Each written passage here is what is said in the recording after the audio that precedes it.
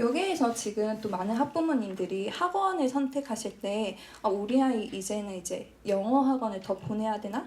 아니면 수학을 더 보내야 되나?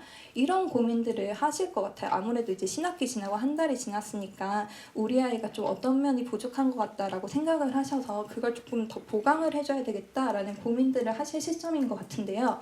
사실 저희가 생각했을 때 국어 학원, 영어 학원 가는 게 나쁘다는 게 아니라 그것보다 더 중요한 게 문해력 IQ를 높일 수 있는 활동을 더 많이 시켜주시는 게 중요하다라고 말씀을 드리고 싶어요. 특히 초등학교 저학년일수록 더 빨리.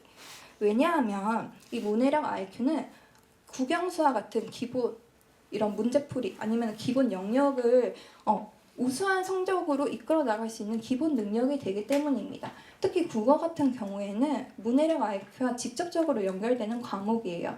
문해력이 거의 100% 관련 있는 영역인데요. 우리 아이가 문해력 IQ가 낮다라고 하면은 일단 글을 읽지 못합니다. 그리고 논지를 파악하지 못하기 때문에 여기에서 뭐 하라고 하면은 뭘 하라는 건지 몰라서 그냥 가만히 있어요.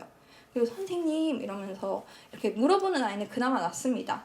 그냥 수학 끝날 때까지 그냥 가만히 이렇게 앉아있는 경우가 많아요. 그리고 요즘에 이제 중학교 올라가면 서술형도 많아지는데 이 서술형에 대비하기가 너무 어렵습니다.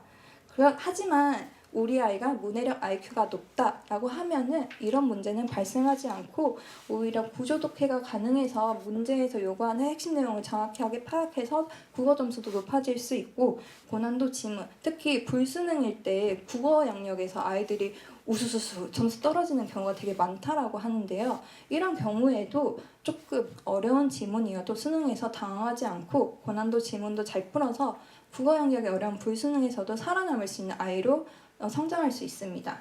그리고 수학 같은 경우에는 많은 분들이 수학은 문제풀이 능력만 있으면 된다라고 하시는데 요즘의 수학에 대해서는 수학도 독해다라고 말하는 거 많이 들어보셨죠? 그러니까 수학 문제를 이해를 하지 못하면 수학을 풀 수가 없다라는 거예요. 그래서 문해력 IQ가 낮은 아이는 이제 문제를 읽는 것 자체가 오래 걸립니다. 사실 수학도 어떻게 보면 시간 싸움인데 문제 하나 있는데 이해 안 돼서 다시 읽고 다시 읽고 다시 읽고 이해가 안 되면 이거 일단 나중에 풀어야지. 다음 거 있는데 읽고 문제만 읽다가 시험 시간에 절반이 흘러가는 아이들이 생각보다 많습니다. 자, 그리고 수학에서는 어떤 조건이 제시되면 이 조건에 맞춰서 뭐 어떤 공식을 도입해서 풀어봐라 이런 형태의 문제들이 있는데 그 조건을 이해를 못하는 친구들이 많아요. 그러면은 어쨌든 결과적으로 수학을 잘 할 수가 없겠죠. 그렇기 때문에 문해력 IQ가 높아야만 수학 문제도 잘 풀 수 있고 이런 종합적인 능력들이 갖추어져야 우리 아이가 개별 과목에서도 좋은 성적을 얻을 수 있다라고 생각하시면 되겠습니다. 즉 저희가 말씀드리는 문해력 IQ라는 것은 저희의 코어 근육을 만드는 거예요. 근데 국영수는 부분 근육을 키우는 거라고 생각하시면 됩니다. 근데 지금 아이가 코어는 하나도 없는데 너 상체 운동 해야 돼. 하체 운동 해야 돼. 오늘 유산소 해야 돼. 이렇게 하면 아이가 처음에는 곧잘 따라 하지만 여러 어머님들도 운동해 보셔서 아시겠죠? 다른 거 하다가 결국에는 코어라고. 그래서 하기 싫은 플랭크도 해야 되고 하기 싫은 스쿼트도 해야 되는 게 그 이유라고. 바로 저희 문해력 IQ가 그 기본 코어 근육에 해당하는 능력이라고 생각하시면 될 것 같아요. 자, 그렇다면 이 문해력 IQ 우리 아이도 한번 얼마나 높은지 한번 테스트를 받아보고 싶은데 어디서 테스트를 받아볼 수 있을까요? 라고 궁금해 하신다면 바로 여기 카이자에서 받아보실 수 있습니다. 저희 카이자에 입학하기 위해서는 엑스칼리버라는 테스트를 진행을 하는데요. 문해력 IQ를 측정하기 위한 3가지 항목으로 구성이 되어 있습니다. 1부는 독해력입니다. 우리 아이가 글을 얼마나 잘 읽고 사실을 얼마나 잘 이해를 하는지 평가하는 항목이고요. 엑스칼리버 시험 중에서 가장 높은 배점을 차지하고 있습니다. 2번째는 글쓰기 항목입니다. 글을 쓸 수 있어야지 우리 아이의 문해력 실력이 높다라고 할 수 있겠죠. 근데 글은 이제 추론형과 논중형 2가지로 구성이 되어 있고요. 마지막 3번째는 말하기입니다. 말하기도 내가 쓴 내용을 자신감 있게 발표할 수 있는지 이런 것들을 보는데요. 이 3가지 항목의 총점이 150점인데 여기에서 130점 이상을 우리 아이가 받았다. 그러면은 이제 특목고 상위 10%에 해당하는 복합 문해력을 가지고 있는 학생이라고 이제 뿌듯하게 생각하시고 아이의 등 한번 토닥토닥 걸어주시면 될 것 같습니다. 자, 엑스칼리버 시험에 대해서는 2부에서 조금 더 자세하게 어떻게 진행하는지 설명을 드리도록 하고 여기에서는 이쯤 설명하고 넘어가겠습니다. 자, 그렇다면은 지금까지 들으셨을 때 어머님들 지금 머릿속으로 조금 스쳐 지나가는 질문들이 있으실 거예요.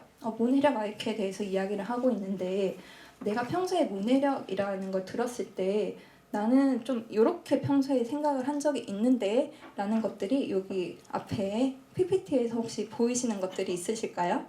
아마 많은 분들이 이 중에서 한두 가지 정도는 평소에 생각을 해보신 적이 있을 것 같아요. 그런데 저희가 실제로 이제 많은 아이들을 수업을 해보니까 이게 책을 많이 읽는다고 해서 아이의 문해력이 높은 것도 아니고 국어학원 다녀서 국어 성적이 좋다고 해서 독해력이 좋은 것도 아니었어요. 그리고 애가 독해력, 엑스칼리버 시험에서 독해력은 뛰어난데 글을 잘 쓰냐?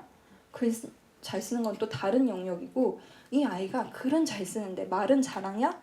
그건 또 다른 능력이더라고요. 그러니까 이 아이가 모든 걸 잘하는 학생이 생각보다 많지 않았어요. 그래서 저희가 이렇게 생각을 했죠. 왜 아이들이 책은 많이 읽는데 글은 잘 못 쓰는 걸까? 그리고 국어 성적은 좋다고 하는데 왜 책 내용을 전체적으로 잘 이해했냐고 물어보면은 뭔가 다른 책을 읽고 온 아이 같지?